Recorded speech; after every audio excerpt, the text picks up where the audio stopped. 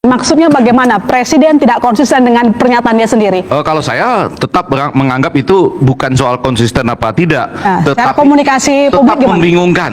Membingungkan. Misalnya ya, sederhana begini.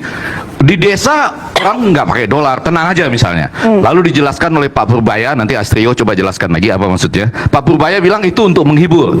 Saya terima untuk menghibur. Tapi dalam logika saya, tahun 1998 itu warga desa juga tidak pakai dolar, tapi pemerintahannya tumbang kan waktu itu. Nah, maksud saya tidak berpikir yang luar biasa seperti Pak Ferry, nanti ada Eliza dan semua yang lain. Tapi sebagai rakyat, kami ini nggak apa-apa, kami dihibur, ayo terhibur sejenak lah ya. Tapi habis itu lihat lagi tabungan dimakan lagi nggak misalnya gitu. Jadi kami merasa ada sesuatu yang istimewa dengan kedatangan Pak Prabowo ke DPR yang tidak ada jadwal khususnya ya. Ya.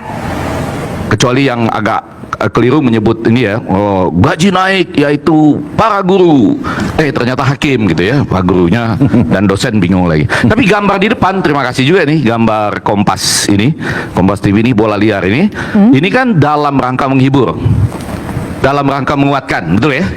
Cuma menjawab Ilona tadi, sampai saat ini saya mohon maaf sebelum mendengarkan para ahli ini nanti, saya masih bingung. Oh, masih boleh bingung. Kan warga negara punya hak boleh, boleh ya? Boleh. Bisa dijawab sama perwakilan dari pemerintah, Mas Astrio. Jadi sebenarnya sebagai juru bicara Gerindra, bagaimana Anda melihat pernyataan dari Bang Effendi tadi, bahwa ini Bang Effendi dan mungkin masyarakat lainnya juga bingung menyoal kunjungan juga. Ini kan hal yang bukan tidak lazim ya, maksudnya pemandangan yang istimewa Presiden sampai di paripurna DPR.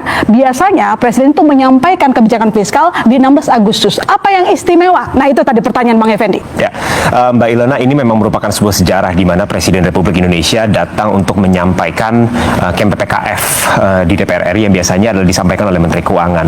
Ini menunjukkan keseriusan Presiden dalam menanggapi isu-isu ekonomi yang hari ini sedang terjadi, terutama di tengah ketidakpastian global.